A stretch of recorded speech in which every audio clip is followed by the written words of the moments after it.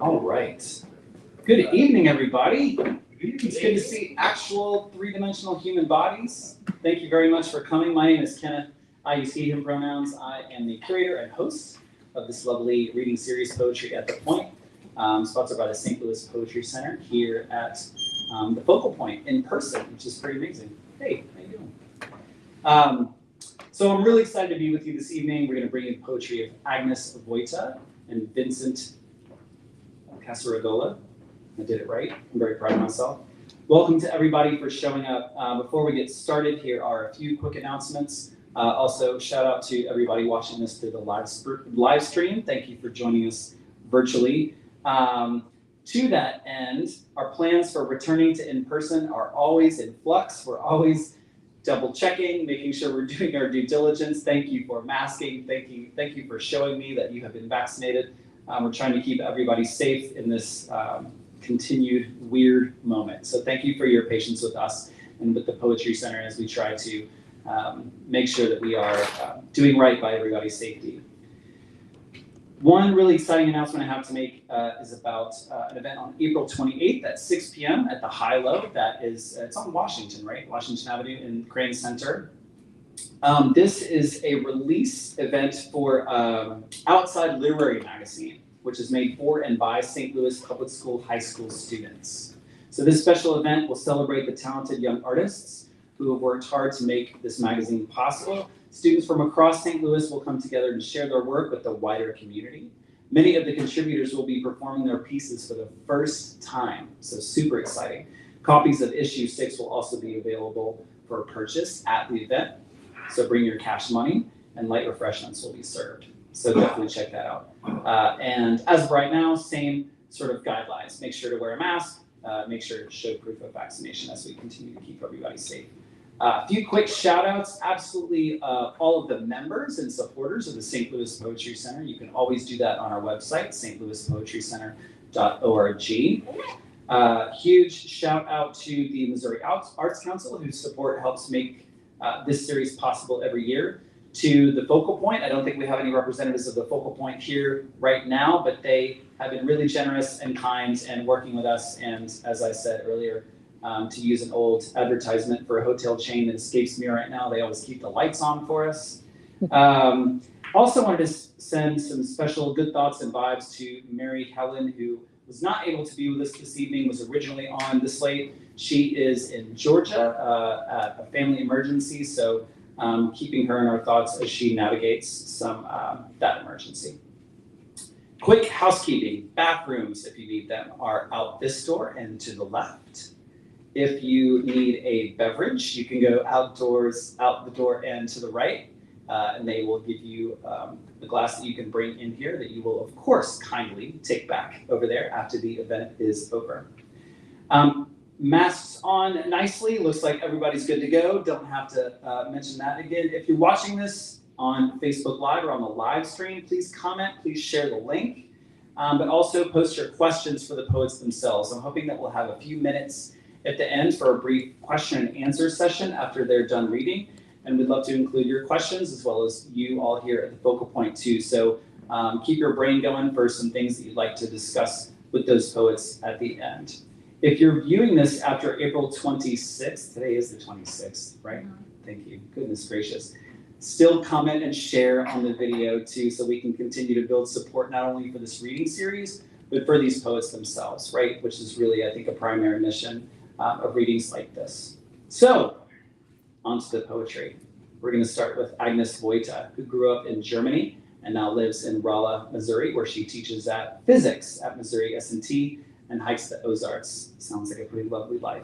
She is the author of Porous Land, The Eden of Perhaps, and her third collection called A Coracle for Dreams. Thank you, which is now out from Spartan Press. Her poems have appeared in a variety of magazines, and you can check her out at agnesvojta, VOJTA.com. Without further ado, Agnes, please come up and read some poems for us.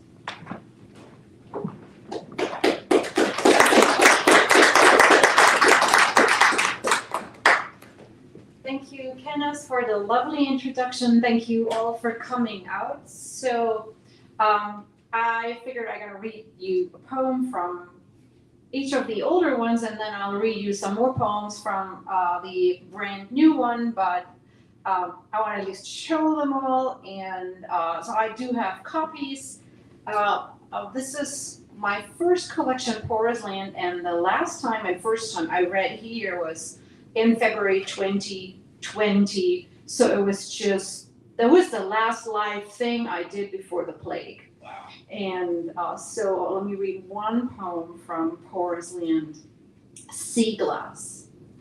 Your wholeness broken, you became a fragment.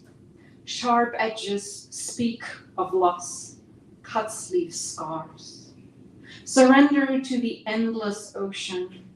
Waves toss and roll, sand grinds the wound, slowly dulling the grief. One day you emerge, translucent, smooth and beautiful, frosted with wisdom.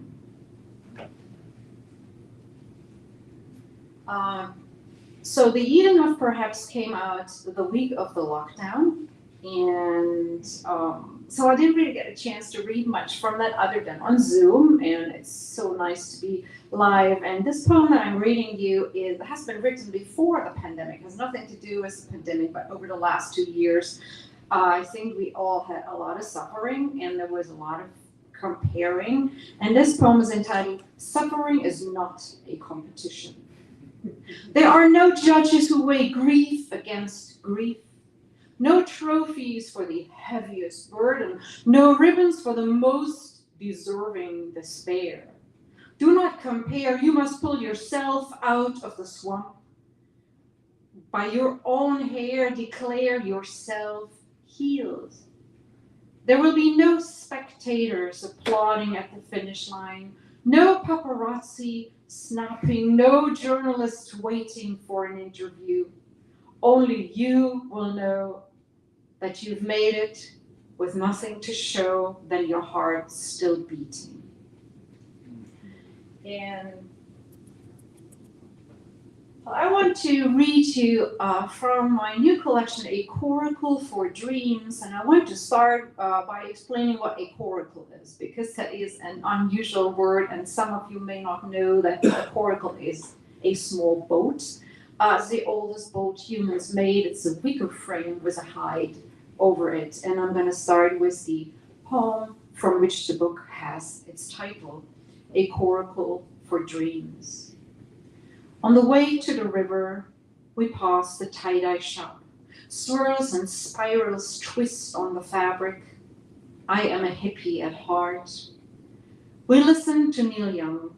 It takes me back to Oregon, where Decade was our only tape. We played it on the drives up the Mackenzie Pass Road.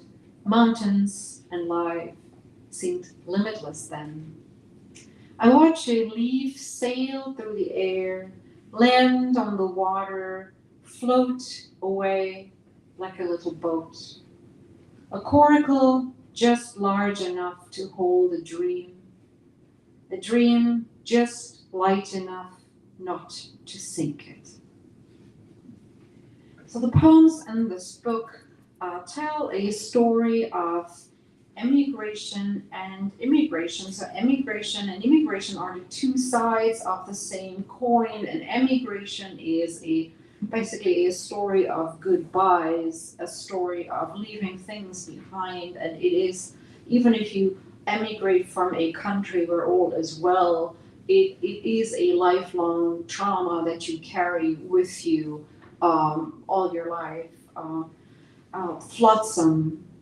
I shipped my past to this continent in a box I open rarely. In it, my mother's ember necklace and my grandmother's silver cross. A dried carnation from my prom bouquet. Ribboned letters from old lovers. Notebooks with poems written 30 years ago in another tongue. A leather pouch I carried around my neck. A brass key that opens no lock I know. A photograph on the house on the hill.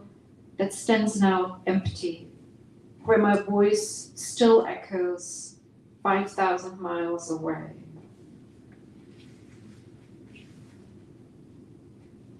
The one who left. Like water flowing downhill, letters now travel only in one direction. Life goes on for those who stayed. A circle with one person missing is still a circle. The one who left floats, fragile tethers frayed by the teeth of time and distance. After some years, even the Christmas cards remain unanswered. So when you go back every year, there are some things that stay the same, rewired. In Mom's kitchen, Grandma's measuring cup is still on the shelf. Her nutmeg grater hangs from its hook. For sugar and salt, we still use the little wooden shovels. I set the table with the familiar blue and white dishes, the placements my sister and I weaved that Christmas we got the looms.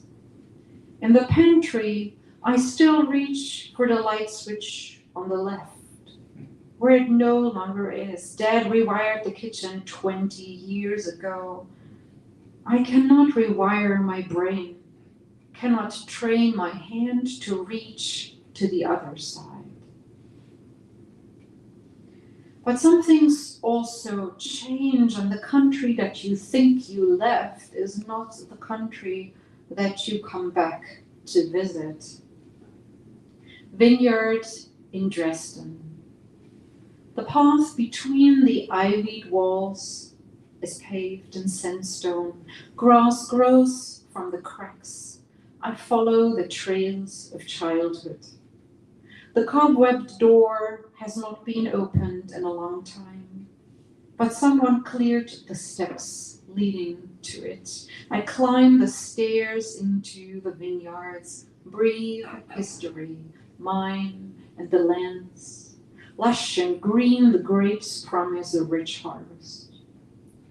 Below, the river sings a love song to a city that is no longer mine. 18 years change a person and a place. Not even the trees are the same. The drought felled the old oak in the clearing we called the Witches' Dance Hall. But the hills and the river are still there and dearer to me than the castles and cathedrals that lure the tourists. And the summer light through the maples remains unchanged, as all else grows old and distant. And the growing old is, of course, most noticeable when you see your family once a year. The yew trees with their bitter berries. The house sleeps behind curtains of wine leaves. The black and white tiles lay crooked and cracked on overgrown paths.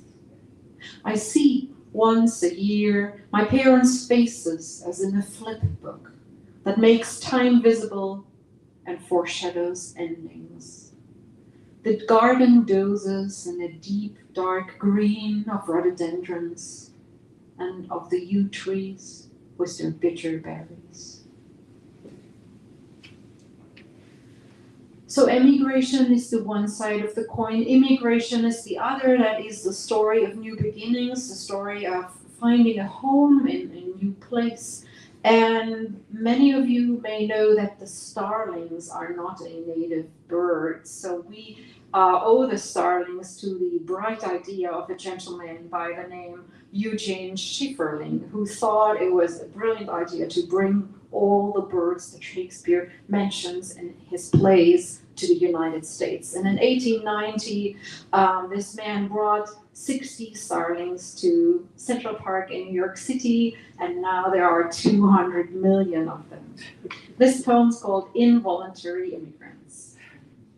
It is snowing.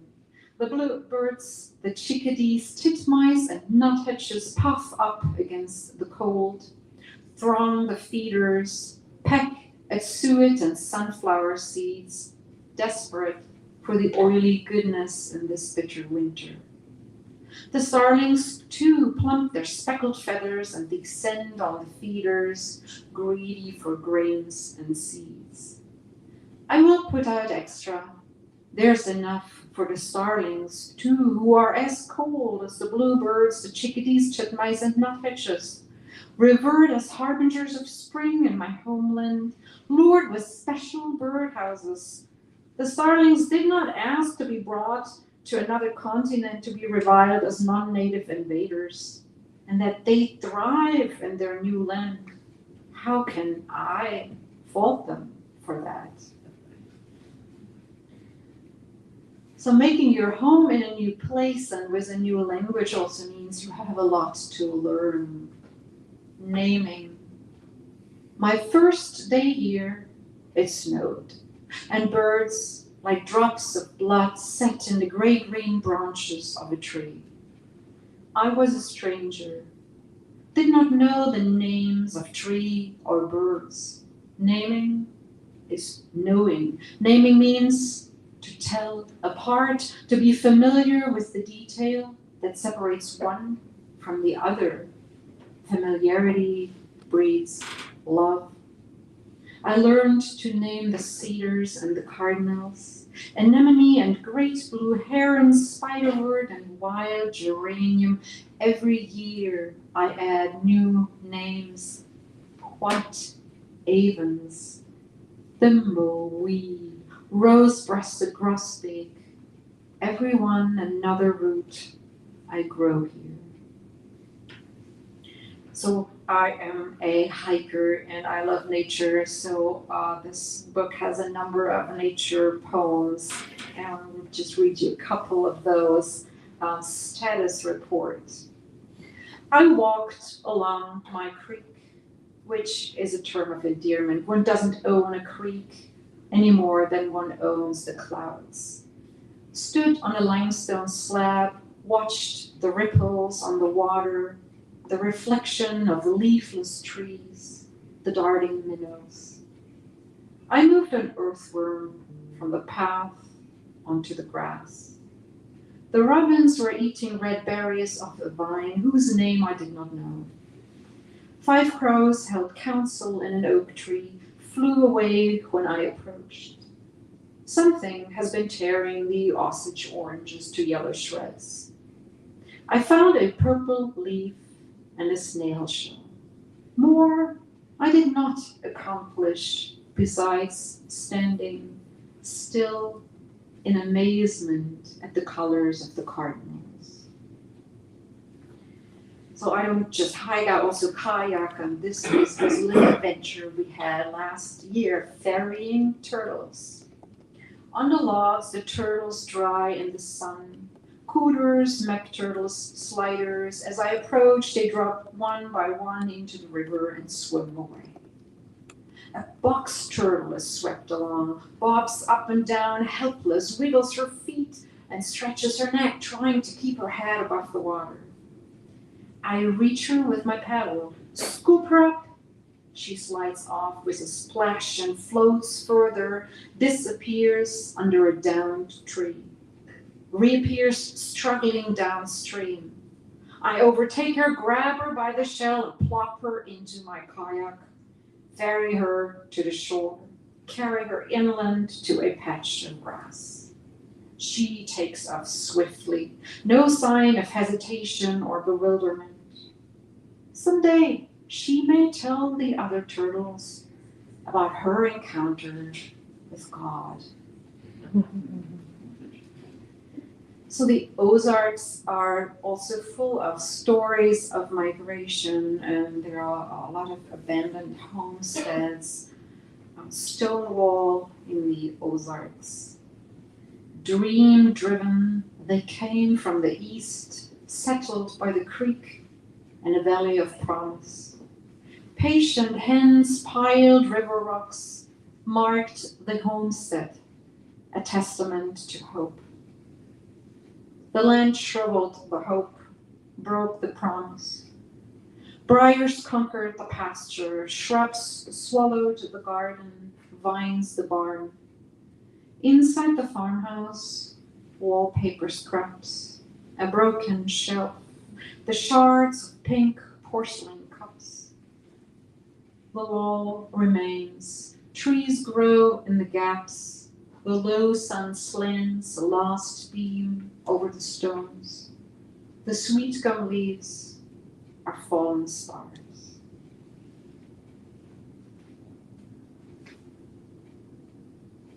So I was fortunate that my parents could come here a few times and visit, and my mother was lost here in 2018.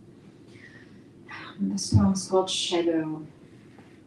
It is the hour of the bats. They swoop black across purple sky between the trees that swallows the bats into blackness. My mother and I sit on the porch. Every night we watch the fireflies appear and dance on the grass. We cannot decipher their coded signals. Mom delights in the fireflies and the bats and the moon, as if she sees them for the first time. The goodbye leans its shadow over us. We both know this is her last visit. We don't talk about grave things, only point out the bats and drink the last of the wine. So in May of 2020, my father had a stroke.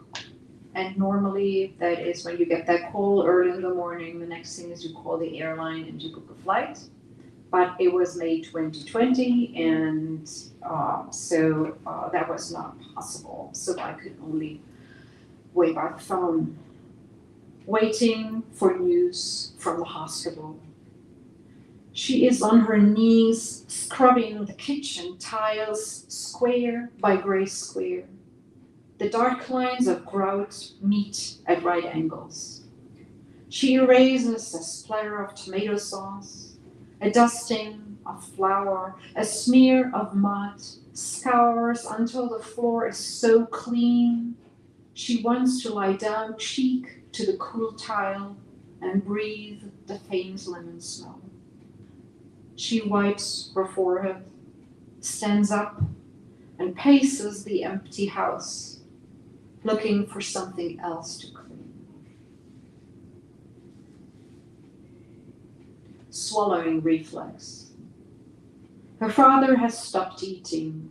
Her mother calls. They must decide about a feeding tube. That night she finds herself at the grocery store, filling her cart with cheese, chocolate, chips, as if she could eat for him, as if she could stuff the hole that is opening in their lives, threatening to swallow them. The next poem is a poem about love, but love looks very different later in life. This poem is called Love After 50 Years. Is an old woman riding the bus for an hour to a nursing home. Her husband does not speak. She does not have much to say, but today his fingers closed around her hand. She stays until the end of the allowed time. She will have just missed the bus. She wanders the deserted cobblestone streets of the small town. Most shops close at 5. A bakery is still open. She buys a cookie to eat on the way. It is autumn. The dusk falls early. She rides home through the dark, and she steps into her empty house. She hopes she will get to do this again soon. So this next poem is a little different, and I have to give credit to the Pulsnitz Nursing Home for their directions for patients that were on their website. And I have just stolen basically I have translated their rules, their German rules, in this poem called Nursing Home Visit in Times of Corona. You must make an appointment by phone. You must call between 10 and 3 on a weekday. You may only visit once a week. You must visit between 1 and 5 p.m. You may not stay longer than 1 hour. You must check in 15 minutes before. You must fill out a form. You must wear a face mask. You must keep a distance. You must disinfect your hands. You must walk to the building along the shortest way you have been directed to use. You must check in with the nurse. You must wait if the nurse is busy.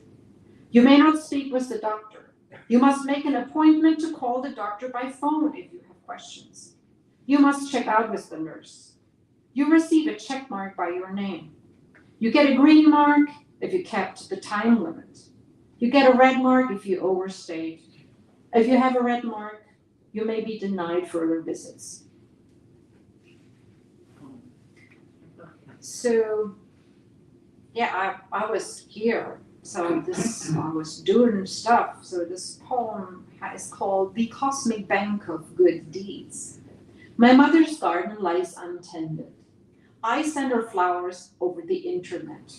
My hens help another woman on a different continent mow her grass, plant her tomatoes, small deposits into the cosmic bank of good deeds.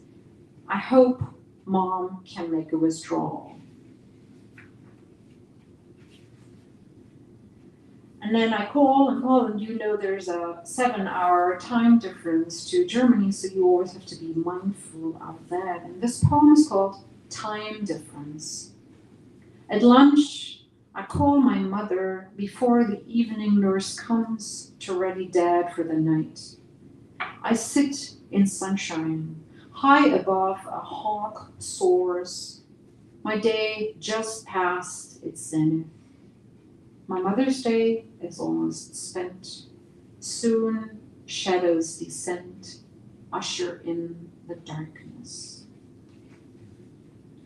And I learned that there is a term, and this is really a technical term. It's called anticipatory grief. Anticipatory grief.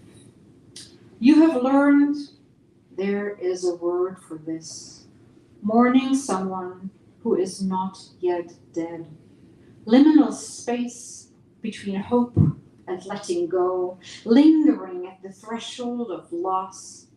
No man's land you must cross on your own, afraid to reach the other side.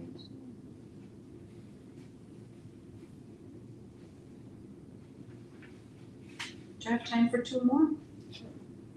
So, the right place, the right time. The river has no regrets. She does not wish herself back to the hills where she was born, to the bluffs she once passed. The river does not make plans. She does not rush somewhere that is not here, does not yearn for distant meadows. The river does not want to be anything but a river. Every drop in the right place at the right time, and every place is the right place. Every time, the right time.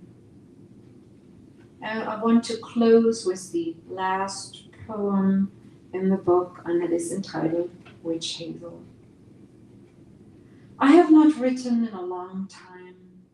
There's too much to say, and I do not know where to begin. Let me just tell you what I did today. I fed the cat, sat with my coffee cup, watched the sun rise. I went to the woods. It was cold. I found frost flowers at noon under a deep blue Ozark winter sky. I walked by the creek to the old mill, little more than a shack. The water rushed down red rhyolite rocks, and the witch hazel has started to bloom. They smell so lovely. I hope they are blooming where you are too. Thank you so very much for coming out, and if anybody's interested, I do have copies of all 3 books. Thank you.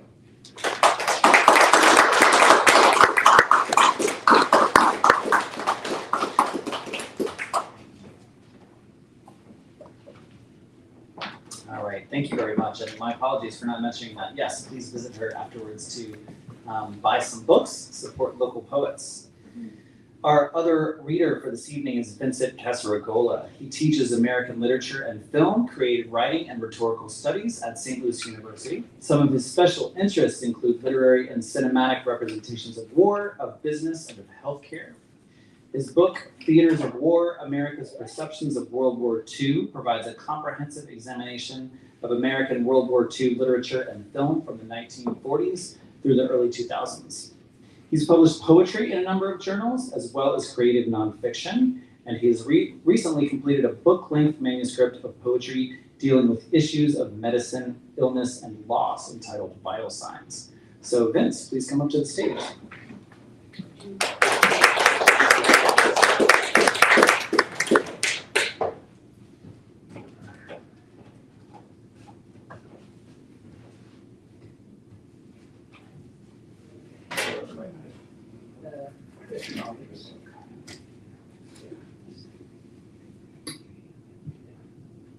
Okay, thank you. I'm going to try to balance my water on the chair here. Okay, thank you for coming tonight. I'm going to be reading from this collection I've been putting together for a while. I keep thinking it's finished and then more people get sick. So I keep ending up adding to it. It's made in 3 parts, and the most recent stuff is in the final part, which is about the COVID pandemic. The first part is something I've been working on a longer time. It's called the Case Study Monologues. And these are a series of dramatic monologues in the voices of people who suffer from either mental illness or physical illness, sometimes both. And I'm going to read a couple of those.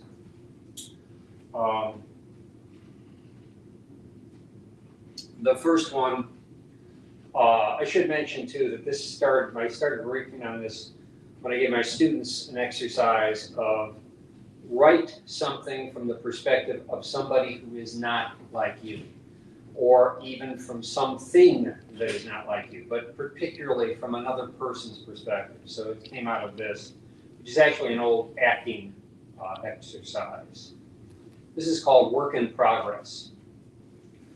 I am a work in progress, not ready yet for exhibition. Better put on my glasses here. But already I have shown other work. My tattoos, for example, a dragon on the right shoulder, a dagger at the ankle, and a diamond just above the butt. And of course, there are the piercings, 3 in the right ear, 4 in the left. I favor the left, you know. I'm left-handed after all. And oh yes, 1 in each nostril. 1 finally in the tongue. Each session she asks me why I punish myself. Why do I cut? But I tell her I'm a sculptor. The body is just my medium. I cut the horizontal, which is for revelation, and I cut the vertical, which is for transcendence. The lines tell it all, tell everything. In art history last year, we studied Michelangelo. I wrote of his unfinished captives, roughed out but incomplete, struggling under the weight of someone else's stone. They'd have grabbed the chisel right from his hands and cut themselves free if they could. Maybe I cut for them.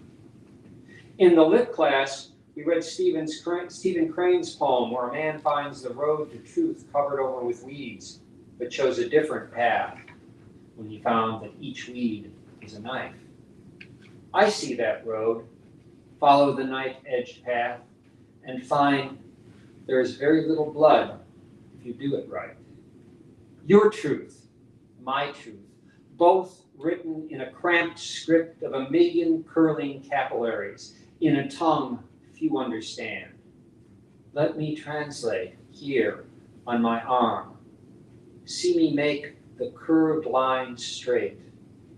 Watch me simplify the truth to a bright, linear red.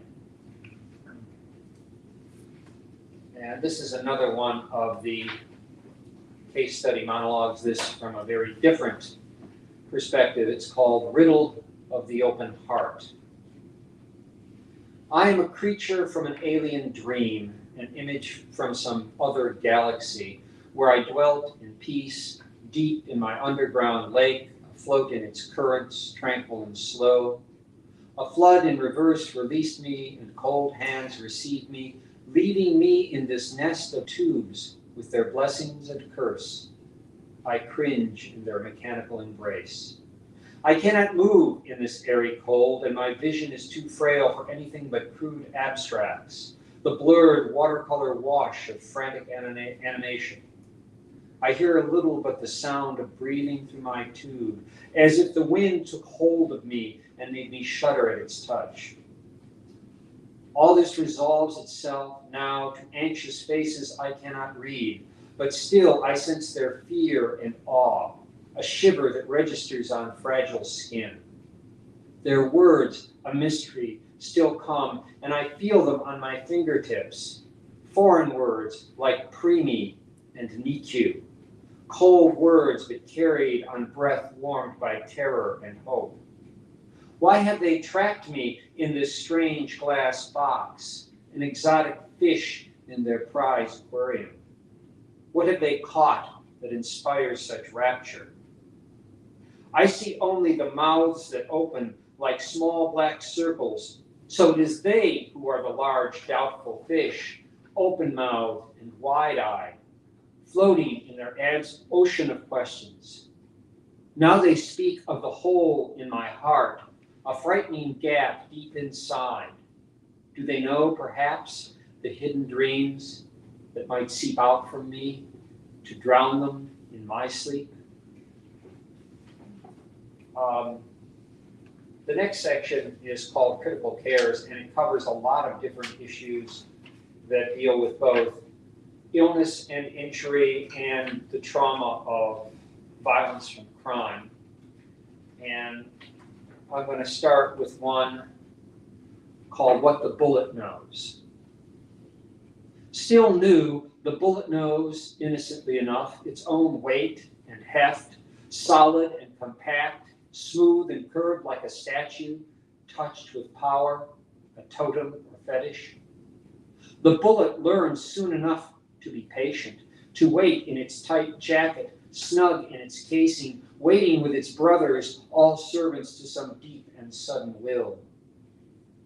The bullet knows its own fire, its sudden freedom of speed, out in the open at last, stinging the air till the air itself is smoke, wild with red and yellow light. But the bullet is shocked by its own trajectory and impact, appalled at diving deep into liquid red shadows, into caves of bone that cracked like stalactites and shattered downward into night.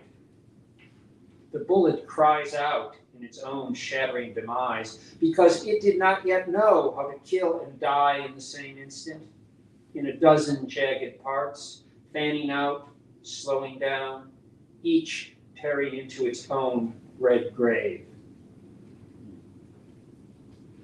And the next one is sort of like at the other end of that. It's called In the Sunlight.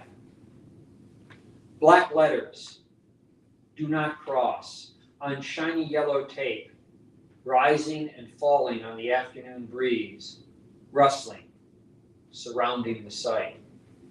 Bright yellow with black numbers, the bent plastic markers, just like what restaurants use to tag the order, scattered randomly on black asphalt.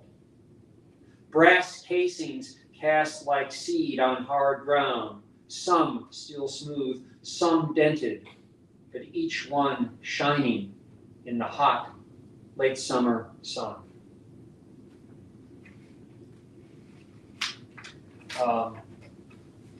Now this poem goes in a different direction, and it started out when I was working with my high school daughter, who was learning Keats' Ode on a Grecian Urn and writing a paper about it, about how art sort of captures you and preserves you for all time. And I started thinking about that, and sometime after that I wrote this, which is, this poem is just about you. This poem is just about you, not not some substitute to hold you out of time's reach and cost.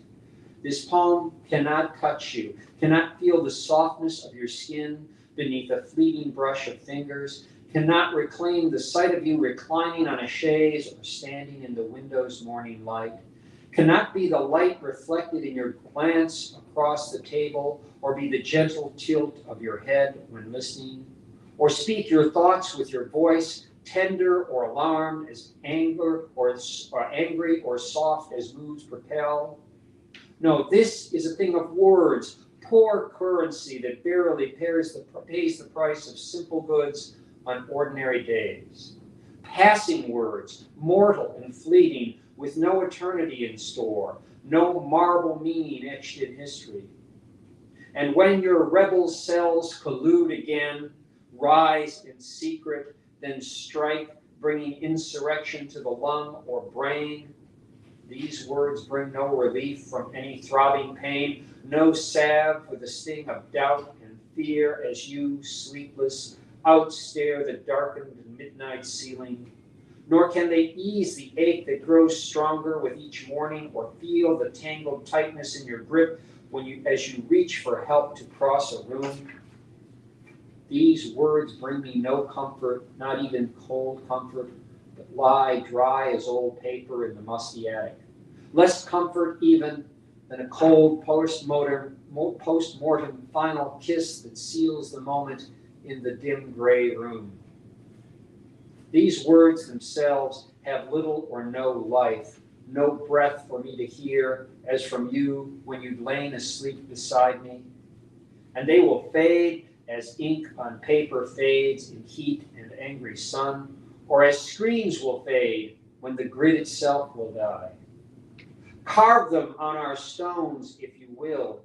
The stones themselves erode to dust. And even while they last, the sharp carving smooths with age, making words clefts for blown sand, or spores of lower plants, or fibers of what once had flowered. Okay, not too bad. This next is a shorter one. It's called Respiratory Monitor. They have softened the room's light to near dusk, matching the mood. And the machines speak their lines in a concert of soft pulses, while the monitor tracks the vitals across its impassive face. Breath that can barely be heard by the tired natural ear of the drowsing aged spouse who sits in the bedside chair is loud enough for hidden sensors in the omniscient machine. Look on the monitor. The line traces hills and valleys as the soul continues its last steps, its arduous course. The lighted spot ascends and drops methodically like an ancient monk in a far kingdom, journeying up and down steep mountains for wisdom even he, in his antiquity, has yet to comprehend.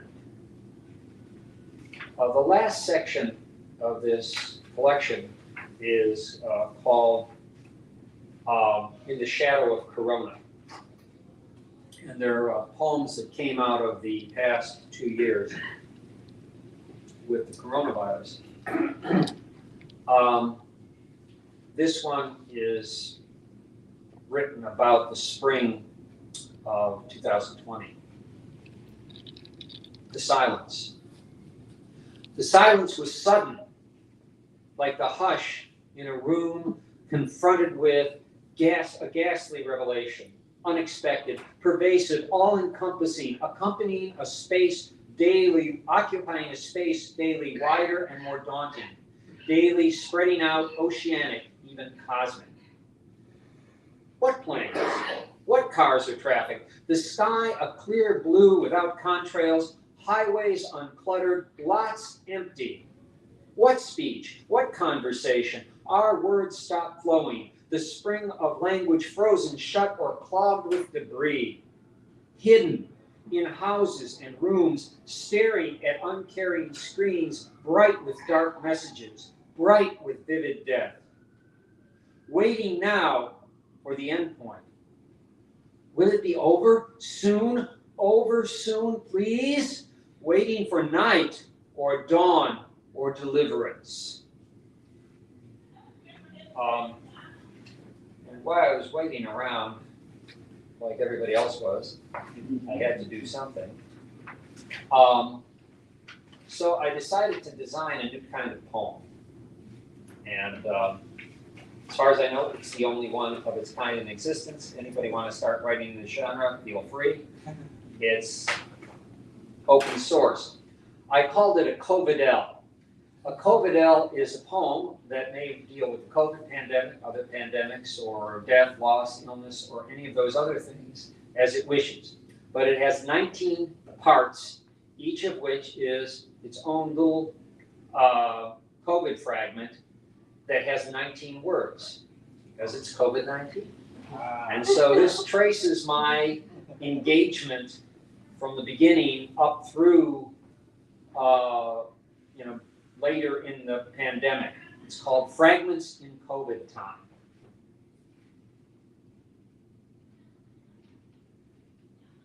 One, the hidden thing, unseen, unsensed, not even a slight scent, too subtle for our belief, still sharp enough to strike, to kill. Two, how is this happening?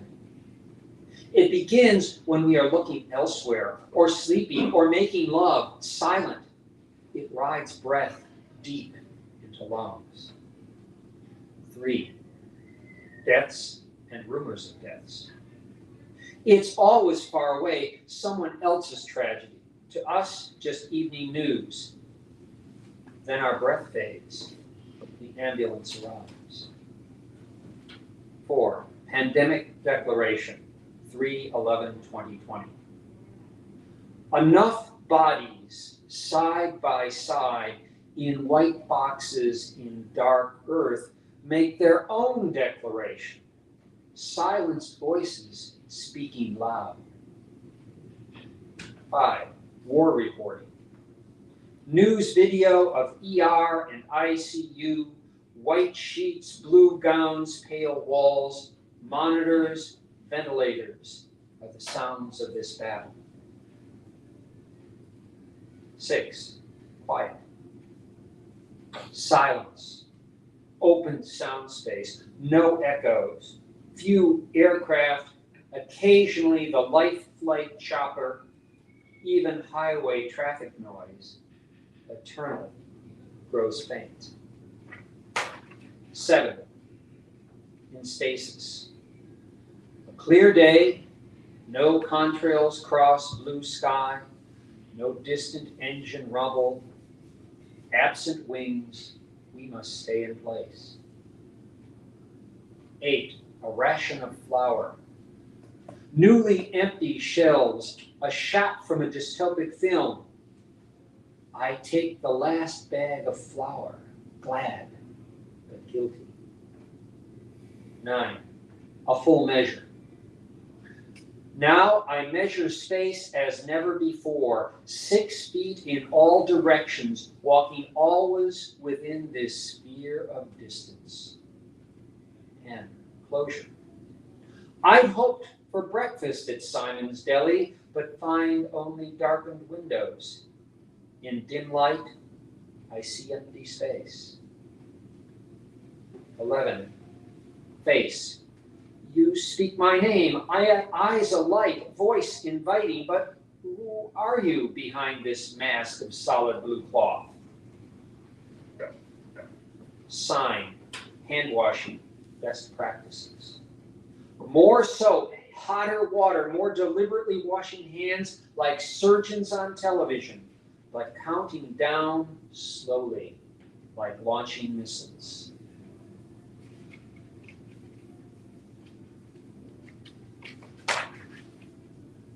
Sanitizer. None to buy, so I scrounge. Grain alcohol, 190 proof. Aloe, water, a cocktail for hands, stinging, a votre santé. Spaces. No challenge to park large lot, handful of cars. Each vacant space speaks absence, fear, as if awaiting apocalypse. Catching breath. Gray-haired woman, tubed and ventilated, expiring. Black man beneath white knee, choking. We watching screen, mouths agape, gasping. Drones view. In beehives, Playboy drones merely mate. Above cities, rotor drones fly on, cameras showing vacant streets, revealing our absence. Numbers. We follow the numbers like stats in a sport that counts only loss. Winning means being left to count again. Curve of space-time. In the space of a year, our cities opened streets to emptiness with faces covered, our eyes told all. Finally, the after. The before, the normal, was delusion. Now, present terror flashes in darkness. The after awaits, obscure, challenging our hope. Okay, I've got time for a couple more here. This is a poem that I wrote dedicated to all those who have passed in the past couple of years, both from COVID and from other factors. It's called Descent into the Underworld. Ancient singers, indigenous tellers, they know the need to leave sense behind and descend level by level a dark path. The hero's call is downward first, as Odysseus and Aeneas, though enemies, both knew and sought to answer. Even the Christ we learn in scriptures bows to necessary descent to find long-awaiting righteous souls and call them from curled spirit slumbers to wake and rise and speak, then sing in chorus on a higher plane. We try to rise but stumble, yet darkness then is more pure than curse to see soul's ambient light. We cannot follow Dante-like the faltering steps to that strangeness, so we follow in memory and hope those whose past light seemed bright and whose bodies' descent and loss cut deep pain in our many minds.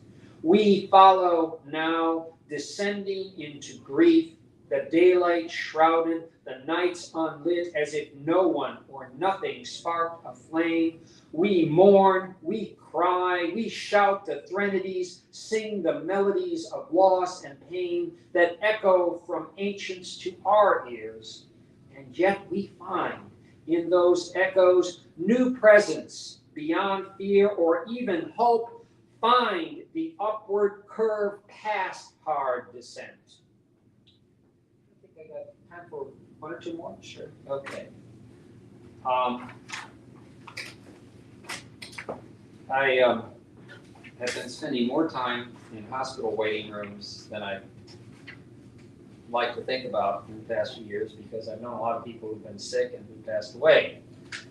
This is something I've written fairly recently. In fact, this past weekend, as I was waiting in another hospital where I was visiting someone who unfortunately is terminally ill and is going into hospice. The poem is called Call It. No one will know now or care that in your rush this morning, you grabbed one dark blue sock and one black in the rumpled sock drawer. Now stockinged feet rest, splayed, pointing to opposing walls of the ER room, empty now from its bustling rhythms just moments before, finally at rest. The sheet covers you, but not your feet. And the room surveys you indifferently. One more piece of human furniture awaiting delivery to another site. The wall clock continues its measured pace, its face impassive. It did not stop when the attending ceased compressions and told the charge RN to call it. On the floor beside your resting place lie one crumpled blue glove and 3 torn plastic wrappers that once held objects so necessary for your survival. Within you, anatomy is closing down. Lungs, stilled, no longer trouble the air with gasps. Heart machinery, motionless, blood settling in its silent chambers. Throughout miles of inner vessels, red cells float aimlessly, and now that the vital flow has ceased, they sift slowly downward, sadly, in gravity's firm grasp. In the brain, currents flicker for a moment, with power now lost, and section by section, neurons fade, darken themselves, erasing memory. Tubes dangle from this or that device, 1 or 2 still attached to nose and arm. Linens, blue and white, retain their wrinkles as you left them, scented of your sweat. From one wall, the sprinkler system head remains unperturbed, its chrome housing cylindrical, offering back a convex reflection of your now pale repose. Lying here, you remain in this moment's near silence, with only the subtle airflow through the building's pipes. In just a minute, in will come attendants to wheel you out. Your mild scent fades from the air, and your image dissolves softly from the memory of beige walls and gray machines. With your ghost gone, this room awaits another death. I'm going to read, I think, one more here. And call it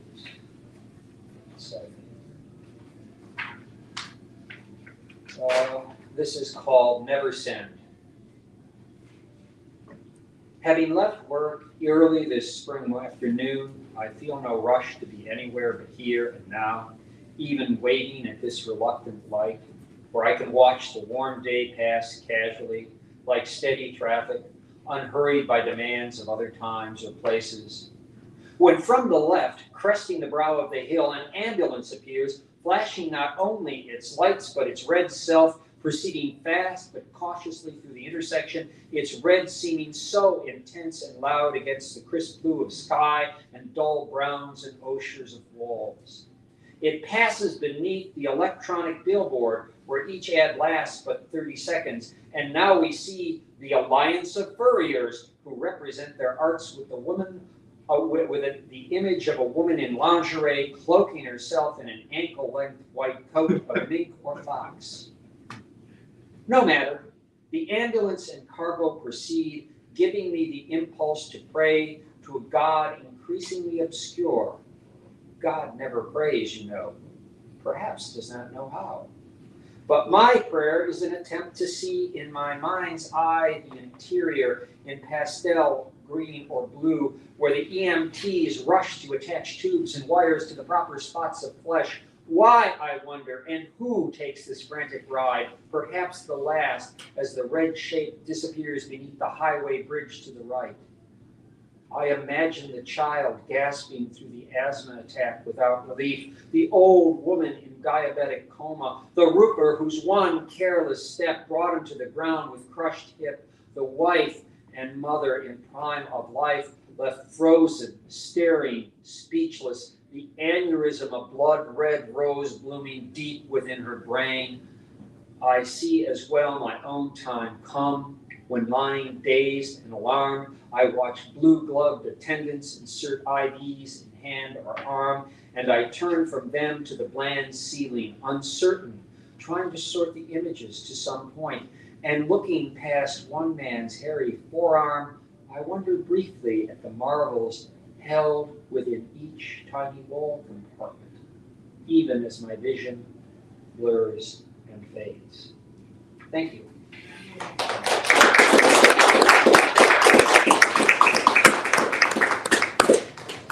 I'm supposed to sit down. Sure. Yeah, so I want to first acknowledge that we are at 8:30, but I do want to, unless Aaron disagrees, which I'm happy to be disagreed with, take maybe just a few minutes to have a couple of questions, and then we'll close up this evening. So give me a minute to move things around.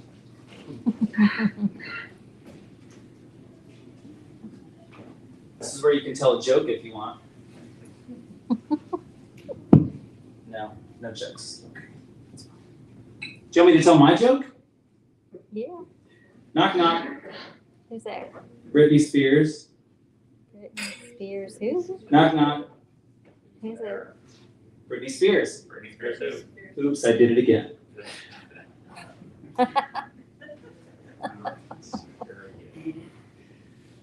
So I'm going to start with you, Agnes. We did have one question come through over the internet from Joe Shaper. Hi, Joe. Who was one of our readers last month, I believe. She asks, was English a childhood language for you? She says, in this country, with few people who are multilingual, it's an old saw that poetry gets lost in translation. Wanted to know if you could comment on that for a minute or two. Well, English was not a childhood language for me, so my native language is German, and English was the second foreign language I learned at school. First one was Russian, because I'm Canadian, German part. And the interesting thing was that after I immigrated here, I was completely unable to write poetry for a decade. So I could do everything. I could teach at the university, I could manage my daily life, but I could not write poetry in English. And I tried to translate my own German poems, and that failed miserably. And it really took that much time for English to become the emotional language, and then at some point something changed. So translation is, I would say, more difficult than writing original poetry. So hats off to all the translators. Thank you for that. I appreciate it very much. Any more questions from online, Aaron? That was the other one? Okay, cool. Vince, I'm going to start by saying I was really taken with this idea of a Covidel. And you are someone who writes several different styles, genres of writing. I'm curious if there's one that you feel strongest in, or when your brain wants to get inventive, does it end up kind of automatically generating poetry or generating nonfiction? What's your kind of impetus in that way? It really varies. I mean, a lot depends on what sort of triggers my imagination in the moment. Sometimes one or two little things or images in a day will come together, and I'll just sort of keep it as a seed in my head, and eventually it will kind of come together. And sometimes I will write a piece that's more of a narrative poem and do it both as a poem and then as a short story, and go back and forth and try to do it different ways. And I've done that, like do a poem version of it and then do a flash fiction version of it. With nonfiction, it's more something where I've been meditating on for a while, and but it often starts with just an image that occurs to me, something that I've seen, and it connects with something else, and it resonates, and it starts that energy going. So, interesting. The other question I had for you, and I'm gonna have you answer this as well, because it goes to this topic that I'm incredibly interested in continuing to explore with everyone we have on the stage, which is the responsibility we have as artists in the world in these times. You know what I mean? I was interested in the poem titled "This Poem Is Just About You," because it to me begs the question: what is a poem for, right? Poetry makes nothing happen, or whatever that line is from Auden. So I'm going to have you start and have us kind of think, how do you think about, if you even do on a conscious level, just your responsibility as an artist? Beyond obviously producing work that is valuable, how do you see your role as someone who makes creative writing work, but then also somebody who is a human being in the world too? Again, you see things and you hear things and you feel called to respond to them. It depends on what you've seen and heard. Like, I've got a series of poems, I've read a couple of them there, that deal with crime and violence and gun violence, which is something that concerns me. I've got others that are longer, I didn't read tonight, but something like that, it calls out to you. You witness it, or you see it in the news, and there's a point at which it needs to be declared. I think it's important to observe and explore the dark world, the underworld of motivations, the psychology of people. That's why I'm doing the case study monologue, because you can get inside the mind of someone who may be violent and try to explore that in a way that reveals things, so we can be more conscious of what is going on, because the danger is there in all of us, really. We can all become, the day we think we can't do something horrible is the day we might, because we're all capable of things that are quite bad under the right circumstances, so we have to be honest. And I think poetry is a way of making yourself honest and calling other people to be honest. And that's why you keep writing it and you edit it so it goes in the direction of being more honest. I love that. What about you, Agnes? How might you respond to this idea of a poet citizen? Well, as Vince already said, we bear witness, so it's important to witness what is happening, but it's also important to witness the good stuff that is happening, and to, even in a time when there is a pandemic and when there is war and when there's all this horribleness, to have the guts to say, hey, look at that flower, because we need that flower too. And so I see my responsibility as a poet not just in responding to current events, but also in doing that spiritual work and talking about that connection to nature and to the good stuff that we need to survive all this. And I think another responsibility we have as artists is to encourage other artists. So to go to the open mic and to clap for the girl who reads the first time in public, even if we think the poem isn't particularly good, but to honor the act that somebody has created and somebody is brave enough to share what they have created. So I think it's really important to encourage everybody to be creative and to share that and not to be ashamed of that. So I think that's also an important thing that we need to be doing. Great, absolutely. Thank you for that.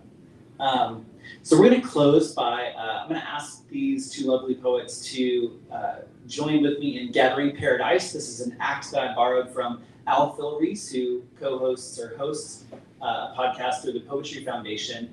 And I've asked these folks to mention a book or a poet or something in the literary realm that is really, really getting them excited these days to share with us. So I'm going to start with you. What's floating your boat, Vince? Well, something I saw, I think it was just yesterday, was on the Living St. Louis show on Channel 9, was this group that was sponsored by Art and Faith that did this performance piece. It was spoken word with dance called Division. And it was all young people, very young people, really beautiful.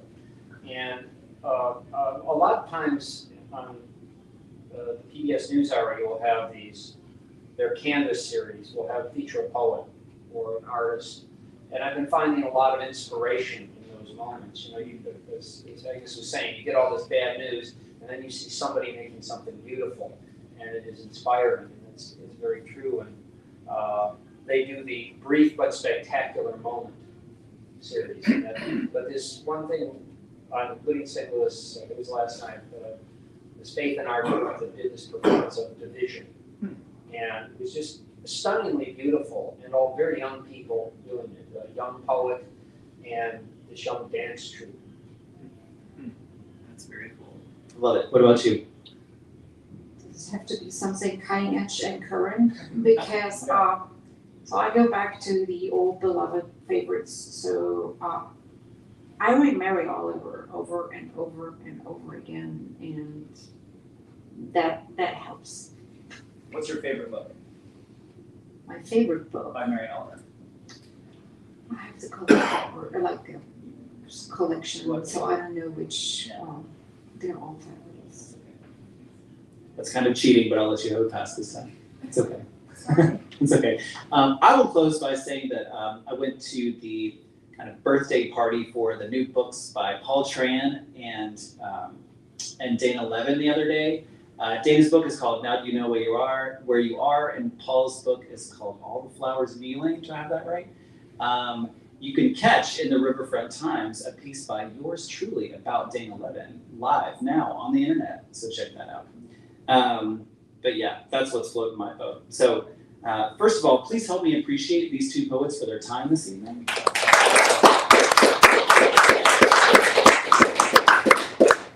And if my phone will read my fingerprint, which it won't, I will read to you that our next reading is on May 25th, which, by the way, will be to the day 45 years since the release of a little art film called Star Wars.